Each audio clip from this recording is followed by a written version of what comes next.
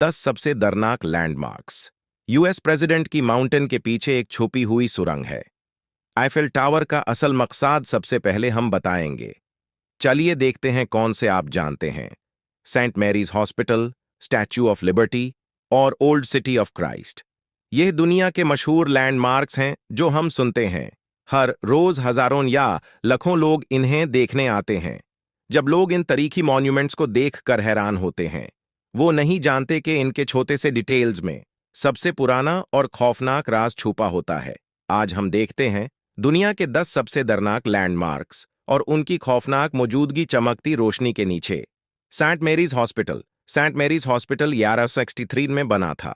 पूरी इमारत 130 मीटर लंबी और 48 मीटर चौड़ी है।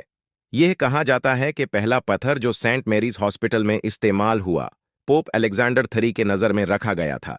इमारत को कंप्लीट होने में लगभग 142 साल लगे। आने वाले चंद सदियों में इस अजीम चर्च को कई रिफॉर्म्स से गुजारना पड़ा, जुंगों और इनक्विलाबों की वजह से, मगर यह हमेशा फ्रांस का सबसे पाक लैंडमार्क रहा है और पेरिस को लामुचल बना दिया है। 2019 में सेंट मैरीज हॉस्पिटल में आई आग ने दुनिया को हिला दिया। आग में बिल्डिंग का टावर गिर गया। हजारों लोग चर्च में खोई हुई दौलत को लेकर परेशान थे, लेकिन इस आग ने हमें कुछ अंधेरे राज दोबारा दिखाए। उस तबाहकुन आग के बाद हुकूमत ने फौरन एक आर्कियोलॉजिस्ट को बुलाकर इस पुरानी चर्च को दोबारा से ठीक करने का काम शुरू किया। लेकिन जब उन्होंने चर्च के फर्श को खोदना शुरू किया, उन्होंने दो अजीब इंसानी कॉफिन पाए। दो मर्दों के पूरे जिस्म उन कॉफिन में पड़े हुए थे और उन्हें इतने पाक जगह में दफन किया गया था। यह सिर्फ कहा जा सकता है कि यह दोनों लोग अपने वक्त में काफी अहमियत रखते थे। कॉफिन के ब्रॉन्ज नेम प्लेट से पता चला कि एक मार्ड का नाम अंटवान दे लबॉर्ड था। यह हो सकता है कि यह चर्च के इंस्पेक्टर या चर्च के डिवाइन डिपार्टमेंट का अहम मेंबर रहा हो। इस प्रीस्ट के दांत खुश्क नहीं थे, लेकिन उसके जिस्म में बहुत कम फिजिकल एक्टिविटी के निशान थे। यह दिखाता है कि इस शख्स की जिंदगी में बहुत कम हरकत थी, मगर खाना पीने के असर से उसके उंगली में दांत दिखाई देता है। और दूसरा कॉफिन नेम प्लेट से महरूम था। मरीज की पहचान मालूम नहीं हुई। हम सिर्फ इतना जानते हैं कि वो 25 से 40 साल के बीच मरा था, लेकिन रिमेन्स के एनालिसिस से यह साबित होता है कि उसकी जिंदगी काफी मुश्किल थी और बचपन से वो अक्सर घोड़े पर सवारी करता था। उस शख्स के दांत उसकी मौत से थोड़ा पहले खो गए थे, लेकिन आर्कियोलॉजिस्ट्स ने उसकी मौत की वजह स्कल और स्पाइन में पाई। ये सेरिब्रल हेमोरेज के सबूत हो सकते हैं। यह एक बीमारियों का कॉम्बिनेशन था। ये दोनों राजदार मार्ड कौन थे? किस वजह से उन्हें इतनी इज्जत के साथ यहां दफन किया गया? शायद वक्त हमें इसका जवाब दे। Statue of Liberty. Statue of Liberty का जिक्र करते हुए मुझे यकीन है कि सब लोग इससे वकीफ हैं। यह न्यूयॉर्क हार्बर के फ्री आइलैंड पर है।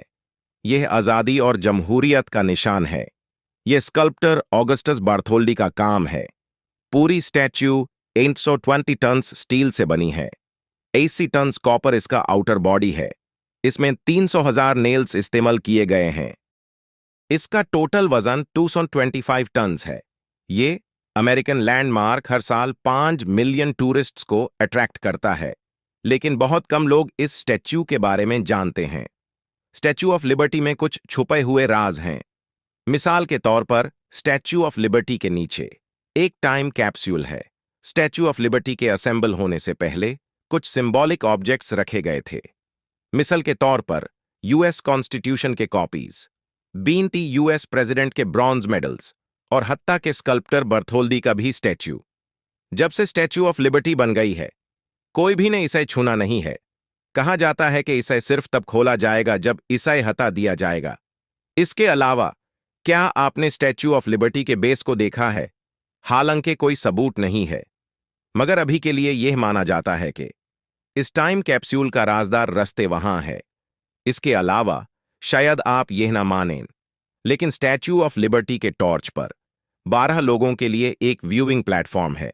100 साल पहले टूरिस्ट्स स्टैच्यू ऑफ लिबर्टी को आसानी से देखने जा सकते थे, लेकिन वर्ल्ड वॉर 1 के दौरान एक एक्सप्लोजन हुई थी एक मिलिट्री वेयरहाउस में ब्लैक पॉन्ड आइलैंड के पास न्यूयॉर्क हार्बर में।